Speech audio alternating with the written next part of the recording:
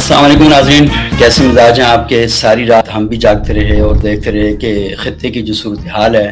وہ کس طریقے سے کشیدگی کی طرف بڑھ رہی ہے، لیکن کچھ باتیں بڑی اہم ہیں جن کے بارے میں جاننا ضروری ہیں۔ میں سبوق سید ہوں، میرے ساتھ ڈاکٹر محمد حسین موجود ہیں، اور آج ہم جو ایران اسرائیل کانفلکٹ ہے اس کے بارے میں ہم بات کریں گے۔ اور بڑی خبریں آ رہی ہیں، ایران کی طرف سے یہ ہے کہ حملہ کیا گیا اسرائیل پر، اور اسرائیل کی طرف سے یہ بات کہی گئی ہے کہ وہ پوری طاقت اور توانائی کے ساتھ اٹیک کرے گا ایران پر۔ لیکن اب صورتحال جو ہے بڑی حد تک ٹھنڈی پڑ چکی ہے۔ تو حسین صاحب میرے ساتھ موجود ہیں۔ حسین صاحب، آپ کو کیا سمجھ آیا؟ سارا سنیری جو ہے کیسے دیکھ رہے ہیں آپ اس کو؟ بہت شکریہ۔ اس میں یہی لگا کہ جسے ایران نے کہا کہ ہم نے اپنے سارے جو مقاصد تھے اسرائیل پر حملے کرنے کے وہ حاصل کر لیے، اور اب جو خاص طور پر ایرانی مشن ہے UN میں، انہوں نے کہا ہم اس کو ختم ہی سمجھ لیں، یعنی ہم اس کو مزید اسکلیٹ کرنا نہیں چاہتے، مزید بڑھانا نہیں چاہتے۔ تو ہمارا جو حملہ کرنے کا مقصد تھا وہ پورا ہو چکا ہے۔ اچھا، اس میں حسین صاحب دیکھیں، سب سے بڑی اہم بات یہ ہے کہ ایران جب یہ کہہ رہا ہے کہ ایران نے اپنے مقاصد حاصل کر لیے ہیں، تو سب سے پہلے ناظرین کے لیے یہ جاننا بہت ضروری ہے کہ ایران کے مقاصد کیا تھے جنہیں اس نے حاصل کیا ہے۔ تو ہم یہ دیکھتے ہیں، وہ مقاصد دیکھیں، وہ اس کو دیکھنے کا دو زاویہ ہے۔ ایک زاویہ یہ کہ جو عام پاپولر زاویہ کی غزہ کی صورتحال کے مطابق یہ جنگ چھڑی، لیکن اس کے پس منظر میں اس سے زیادہ جو اہم ہے، وہ ڈائریکٹ ہے، براہ راست ہے۔ وہ ایک ہفتہ پہلے دمشق میں 2 اپریل کو فوجی اور سفارتی یعنی جو وہ تھے 7 اہلکار تھے، ان کو اسرائیل نے اپنے ڈرون اٹیک میں مارے تھے۔ تو ایران کا جو حملہ کرنے کا جو بنیادی مقصد تھا، سپریم لیڈر صاحب نے بھی یہی فرمایا تھا، باقی ان کے ایرانی جو سورسز ہے انہوں نے یہی کہا تھا کہ ہم اس کا جواب دیں گے یا اس کی سزا ان کو ملے گی۔ اس کا جواب ہی کیا گیا۔ لیکن یہ دیکھیں کہ یہ ایک سفارتی پروٹوکول ہوتے ہیں۔ آپ نے دیکھا کہ کچھ عرصہ پہلے ایران نے 3 ملکوں پر اٹیک کیا تھا، اور ایک ہی دن میں کیا تھا۔ پاکستان میں کیا، اور بلوچستان کے ایک علاقے میں 5 بچے یہاں پر مارے گئے تھے، اور یہ کہا گیا تھا کہ جیش العدل کے ٹھکانوں پر حملہ ہوا ہے، اور پاکستان کی جو زمین تھی اس کا وائلیشن کیا گیا تھا، اور ہماری حدود کی وائلیشن کی گئی تھی۔ تو پاکستان نے اگلے روز صبح سویرے وہاں پر جو دہشت گردوں کے ٹھکانے تھے ان پر حملہ کیا، اور اس میں کہا گیا کہ PLA کے ٹھکانوں پر حملہ کیا گیا، اور دونوں طرف سے کارروائی برابر ہوگی۔ برابر ہونے کے بعد ایران کے وزیر خارجہ پاکستان آ گئے اور معاملات سارے کے سارے سیٹ ہو گئے۔ تو یہاں پر بہت ہی کلیئر ہے، دمشق میں 2 اپریل کو اسرائیل نے جو ایرانی انسٹالیشن تھی اس پر حملہ کیا تھا، کونسلیٹ انسٹالیشن اس کے اندر تھی نا، تو ان پر حملہ کیا تھا، کیونکہ یہ ہمیں یاد رکھنا چاہیے کہ عراق میں اور شام میں ایرانی انسٹالیشن موجود ہیں، ایرانی تنصیبات موجود ہیں، کیونکہ عراق اور شام کی گورنمنٹ کے ساتھ مل کر ایران وہاں پر جنگ لڑ رہا ہے۔ وہاں جو اس وقت داعش سارے جو ہیں ان کے خلاف ہی لڑ رہا تھا، تو یہ ہمیں معلوم ہونا چاہیے۔ تو وہاں پر آلریڈی انسٹالیشن ایران کی موجود ہیں، اور آپ کو علم ہے کہ جو پاسداران انقلاب کے سربراہ تھے، کیا نام ان کا، جو جنرل سلیمانی جو تھے، قاسم سلیمانی، ان کا بھی مرڈر ایران میں نہیں ہوا تھا، وہ عراق میں وہاں پر ہوا تھا۔ تو یہ جو صورتحال ہے یہ اس حوالے سے بڑی اہم ہے کہ جب یہ حملہ ہوا تو اس کے بعد اب ایران کے لیے ایک بہت بڑا سوال پیدا ہو رہا تھا کہ ایران جواب کیوں نہیں دے رہا، اور ایرانی قوم سوال کر رہی تھی اپنے حکمرانوں سے کہ آپ پر پوری دنیا نے پابندیاں لگائی ہوئی ہیں، اور آپ 50% بجٹ کا خرچ کر رہے ہیں دفاع پر، تو کیا فائدہ اس پیسہ خرچ کرنے کا کہ جب آپ اسرائیل پر حملہ نہیں کر سکتے، اور آپ جب سے بنے ہیں اس وقت سے لے کر آج تک اسرائیل کے خلاف نعرے بازی کر رہے ہیں، تو اسرائیل کے خلاف ایکشن کیوں نہیں لے رہے؟ تو یہ first time in the history after revolution, امام خمینی صاحب کے انقلاب کے بعد پہلی بار ایران نے ایران کی زمین کو استعمال کرتے ہوئے اسرائیل کی زمین پر حملہ کیا ہے۔ تو یہ فرسٹ ٹائم ہوا، اور اس کی وجہ جو ہے وہ کوئی غزہ کی صورتحال نہیں ہے، فلسطین کی صورتحال نہیں ہے، بلکہ دمشق میں جو سفارت خانہ ہے، قونصلیٹ ہے، اس پر جو حملہ تھا اس کا رد عمل دیا ہے۔ اور اس کے ساتھ ساتھ اگلی جو امپورٹنٹ بات ہے کہ یونائٹڈ نیشن میں جو ایرانی مشن ہے اس نے بہت کلیئر کٹ کہا ہے کہ ہماری طرف سے معاملہ پورا ہو گیا، اب معاملہ ختم سمجھے، لیکن اگر اسرائیل دوبارہ حملہ کرتا ہے تو پھر ہم زیادہ اس کا جو رد عمل ہے وہ دیں گے۔ اور ساتھ انہوں نے دھمکی دی ہے اردن کو بھی، کیونکہ اردن نے کچھ درجنوں کے قریب ایرانی جو ڈرون اسرائیل کی طرف جا رہے تھے، انہیں راستے میں انہوں نے مار گرایا تھا، تو انہوں نے کہا کہ ہم بغور جائزہ لے رہے ہیں اردن کیا کر رہا ہے، اسرائیل کے دفاع میں اسرائیل کے ساتھ کھڑا ہو رہا ہے، تو ہم اگلا حملہ اردن پر بھی کر سکتے ہیں، ہمارا ٹارگٹ اردن بھی ہو سکتا ہے۔ اچھا، یہ جو سارا سینیریو اپنی جگہ پر موجود ہے، اور اس وقت جو ہے صورتحال تقریباً کنٹرول میں ہونے جا رہی ہے، اور امریکہ نے بہت کلیئر کٹ کہہ دیا ہے اسرائیل کو کہ اب آپ جوابی حملہ نہ کریں، کیونکہ آپ نے پہلے حملہ کیا تھا، اس حملے کا ہی جواب وہاں پر کیا گیا ہے، اور اسرائیل نے بھی وائلیشن کی ہے، دوسرے ملک میں جا کر حملہ کیا، اور ایران نے بھی ایک طرح سے فضائی حدود کی خلاف ورزی کی ہے کئی ملکوں کی، اور وہاں پہ جا کر چونکہ ایران کا براہ راست سرحدی معاملہ نہیں ہے، تو یہ ابھی بتایا جا رہا ہے کہ عراق کی اور یمن کی سرحد سے بھی یہ ڈرونز وغیرہ وہاں سے اڑے ہیں۔ ہاں، وہاں سے بھی، اور حماس نے بھی اس دوران اپنی جو کچھ کاروائیاں دعویٰ کیا ہے حماس نے کہ وہ بھی اپنی کچھ کاروائیاں جو ہے وہ وہاں پہ کر رہا ہے۔ لیکن اس ساری صورتحال کے اندر جو بات سمجھنے کی ہے، ایک بات تو یہ ہے کہ پاکستان کے اندر بھی ان حملوں کے بعد ایک خصوصی ایک بڑی امپورٹنٹ قسم کی ڈسکشن جو ہے وہ شروع ہو گئی ہے، اس پر ہم تھوڑا بعد میں بات کریں گے۔ لیکن جو کرنٹ سچویشن ہے اس کے اندر ہم یہ دیکھ رہے ہیں کہ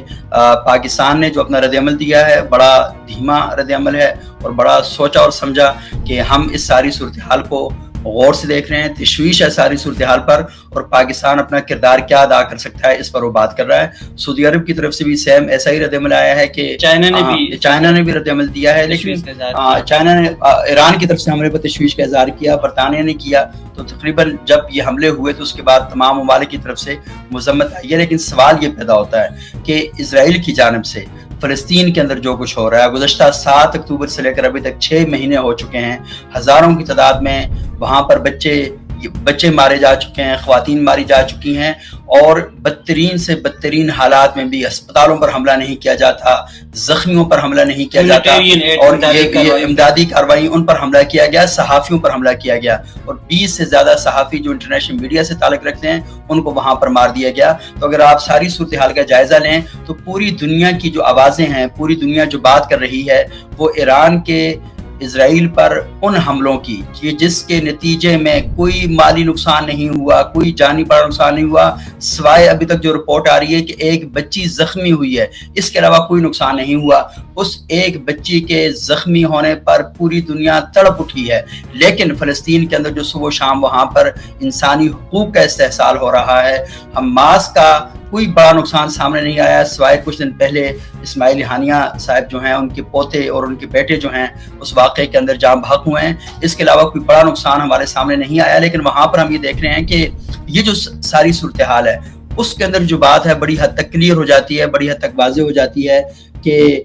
فلسطین کے بارے میں عالمی برادری کا جو موقف ہے بہت کمپرومائز موقف ہے، اور انٹرنیشنل میڈیا کا جو موقف ہے وہ بھی بہت کمپرومائز ہے، کوئی سچویشن کلیئر نہیں ہے۔ لیکن اسرائیل کے ساتھ پوری دنیا ہمیں کندھے سے کندھا ملائی ہوئی کھڑی دکھائی دیتی ہے، لیکن اس ایشو پر بہت زیادہ خاموشی ہے۔ اب تھوڑا اس جو تازہ صورتحال ہے، البتہ اس سے ایک یہ تاثر بھی یعنی قائم ہو رہا ہے کہ جو اسرائیل ایک تنہائی کا شکار ہو رہا تھا اور ایک اپنی جو دفاعی پوزیشن میں آ گئی تھی، بہت بین الاقوامی سطح پہ بہت سارے جو لاکھوں کی تعداد میں امریکہ کے لندن کے مختلف سڑکوں پہ لوگ احتجاج کر رہے تھے فلسطینیوں کے حق میں اور اسرائیلی حملے کے خلاف۔ اب وہ موضوع بحث جو ہے بدلتا ہوا نظر آ رہا ہے، اسرائیل کو اس طرح سے ہمدردی ایک تو یہ کہ غزہ جو ہے آؤٹ آف ڈسکشن ہو گیا ہے، اور دوسرا یہ ہے کہ ایران کے حملے کے بعد جو اسرائیل کو ایک عالمی سطح پر تنہائی ایک طرح سے تنہائی میں رہ رہا تھا، تو اس کی وہ تنہائی ختم ہو گئی ہے، اور اس کا بڑا ثبوت یہ ہے کہ اس نے اقوام متحدہ میں سیکورٹی کونسل کا اجلاس طلب کرنے کے بارے میں کہہ دیا، اور اجلاس اب طلب بھی کر لیا گیا ہے۔ تو ایک طرح سے اس کو جو پہلے سوالات کے کٹڑے میں کھڑا ہوا تھا، اب وہ مظلومیت کے کٹڑے میں کھڑا ہو کے بات کرے گا۔ تو اب مجموعی طور پر اسرائیل نے اس ساری صورتحال سے جو فائدہ اٹھایا، وہ پہلا فائدہ یہ اٹھایا کہ اس نے کہا کہ حماس نے ہمارے اوپر حملہ کیا، اور حماس کو وہ ایران کی پراکسی بولتا ہے، اور دوسری طرف ایران نے براہ راست حملہ کر دیا ہے، تو وہ یہ کہہ رہا ہے کہ ہم مظلوم ہیں، ہمارے اوپر بار بار حملے ہو رہے ہیں، اور اس نے جو مظلومیت کا لبادہ اور مظلومیت کا جو چولا ہے اب وہ پہن لیا، اگرچہ کہ وہ خود ظلم جو ہے وہ کر رہا ہے، پوری دنیا اس ظلم کو مان رہی تھی۔ لیکن اس میں حسین صاحب یہ جو ساری صورتحال ہے، اس صورتحال میں ایک اور جو بحث ہمارے سامنے آئی ہے، صبح سے ہم سوشل میڈیا پر دیکھ رہے ہیں کہ پاکستان کے اندر بھی کانفلکٹ تو نہیں ہے، ریاستی سطح پر بڑے کلیئر بات سامنے آئی ہے، لیکن سماجی سطح پر ہم دیکھ رہے ہیں کہ ایک فرقہ وارانہ قسم کی فضا جو ہے وہ ہمارے سامنے دکھائی دیتی ہے۔ سوشل میڈیا پر جو انتہا پسند عناصر ہیں سنی اسکول آف تھاٹ کے، وہ سارے کے سارے یہ کہہ رہے ہیں کہ ایران کا یہ جو سارا کام تھا یہ محض ایک ڈرامے بازی تھی، اور وہ اس بات کو جواز بنا رہے ہیں کہ کیونکہ اس نے کہا کہ ہماری طرف سے معاملہ ختم سمجھیں، تو کیا اسرائیل نے فلسطین میں لڑائی ختم کر دی ہے کہ آپ معاملہ ختم کر رہے ہیں؟ تو وہاں تو کوئی لڑائی ختم نہیں ہوئی، تو اس کا مطلب ہے کہ آپ کا معاملہ فلسطین والا ایشو تھا ہی نہیں، آپ صرف ایک فوکس اس پہ کر رہے تھے۔ اور دوسری جو بات ہے کہ امریکی صدر کو پہلے بتا دیا گیا تھا کہ ایران اس کارروائی کا جواب دے گا، یعنی جو 2 اپریل کو واقعہ ہوا تھا دمشق میں اس کا جواب دے گا، تو یہ بہت کلیئر ہو گیا کہ ایران نے جو کارروائی کی ہے وہ ایک خاص ہدف، خاص مقصد اور خاص ٹارگٹ کے تحت کی ہے۔ تو اس وجہ سے ایک طرف یہ موقف آ رہا ہے، لیکن دوسری طرف جو مکتب تشیع کے ہم پاکستان میں کچھ انتہا پسند رجحانات رکھنے والے دوست اور احباب ہیں، ان کا یہ نقطہ نظر ہے کہ اتنے سارے سنی ممالک کی موجودگی کے باوجود ایران نے بڑی ہمت دکھائی ہے اور بڑی جرت جو ہے وہ دکھائی ہے، اور اس کو اپریشیٹ کرنا چاہیے ایران کو کہ اس نے بہرحال کچھ غیرت کا مظاہرہ تو کیا ہے نا۔ اس پہ 2 باتیں ہیں۔ جی جی، ایک تو جو ہمارے شیعہ دوستوں کا موقف ہے وہ ایک لارجر پکچر کو دیکھتے ہوئے کر رہے ہیں کہ اس میں ایک ہے ایران کا 40 سال کا جو انقلاب کا ایک عرصہ ہے، اس کو ایک تاریخی تناظر میں دیکھتے ہیں۔ پھر جو مقاومت جس کو ہم وہ کہتے ہیں، اس میں آپ کا بلا کرے یمن کے انصار اللہ ہے، ادھر حماس ہے، ادھر حزب اللہ ہے، تو یہ سارے ایک طرف، اور پھر اس کے مقابلے میں جو اسرائیل اور امریکہ کا جو مجموعی اتحاد ہے اور یورپی، تو اس کو ایک طرف دیکھتے ہوئے اپنا ایک موقف بناتے ہیں۔ اس میں ان کو لگتا ہے کہ انہوں نے بڑی جرت کی ہے۔ اچھا، یہ کہنا بھی ایک طرف یہ کہنا بالکل درست ہے کہ یہ واقعہ جو ہے کیا کہتے ہیں 7 اکتوبر کے ساتھ یا غزہ کے واقعے کے ساتھ براہ راست تعلق نہیں ہے۔ یہ واقعہ 2 اپریل کے اس اسرائیلی حملے کے نتیجے میں یہ اپنے یعنی سامنے آیا، اور اس کے بعد اس کا ہی جواب دیا، اور ایرانیوں نے اس کا دعویٰ کیا ہے کہ ہم نے غزہ کا بدلہ لینے کے لیے کیا ہے، یا ہم نے فلسطین کے تناظر میں اس حملے کو کیا۔ انہوں نے براہ راست یہی کہا کہ ہمارے جو سفارتکار مارے گئے اس کے جواب میں ہم یہ حملہ کر رہے ہیں، اور لیکن مقاصد حاصل کیے، کیونکہ اس وقت اس طرح ہے کہ اسرائیل پر حملہ جو بھی کرے، بھلے جس مقصد کے تحت بھی کرے، تو ایک جو پاپولر ویو ہے اس کے اندر یہ ہے کہ بہرحال کیونکہ نقصان تو پہنچانے کی کوشش کی گئی ہے۔ اور پھر ہم نے دیکھا ہے کہ رات کو بیروت میں لوگوں کی ایک بہت بڑی تعداد جو حزب اللہ سے بلانگ کرتے ہیں وہ سڑکوں پہ نکل آئی۔ انتہائی ٹھنڈی رات ہونے کے باوجود ہم نے دیکھا کہ تہران میں لوگوں کی ایک بڑی تعداد باہر نکل آئی اور انہوں نے جشن منایا کہ جو حملہ ہوا ہے۔ اچھا، اکرم مانگڑ صاحب، یعنی پہلے یعنی یہ پراکسی وار طرح کی تھی، یعنی اپنے پراکسیز کے ذریعے اپنے جو مسلح جو حمایت یافتہ تنظیمیں ہیں ان کے ذریعے انگیج ایران کرتا تھا۔ اب یہ براہ راست یعنی ایک طرح سے ایرانی سرزمین سے اسرائیلی سرزمین کو انگیج کیا گیا۔ صحیح۔ اچھا، اس کے اندر ایک اور امپورٹنٹ بات ہے، ہمارے دوست ہیں یہ جو سوشل میڈیا پر اکرم مانگڑ صاحب، انہوں نے لکھا کہ ایران نے بالکل درست قدم اٹھایا ہے، اردن اسرائیل کا پالتو ہے۔ اور دوسرا ان کا کامنٹ ہے کہ ایران یمن، لبنان، شام کے علاوہ سارے مسلمان ممالک امریکہ اور اسرائیل کے ساتھ ہے۔ اچھا، یہ ان کا نقطہ نظر ہے، لیکن فیکٹ اس طرح نہیں ہے۔ میرا خیال ہے وہ جس طرح بیان کر رہے ہیں اردن اسرائیل کا پالتو ہے، کیونکہ جتنے بھی ممالک ہوتے ہیں ان کی اپنی پالیسیز ہوتی ہیں، ریاستی معاملات جو ہے ریاستی مفاد جو ہوتا ہے، ہاں ریاستی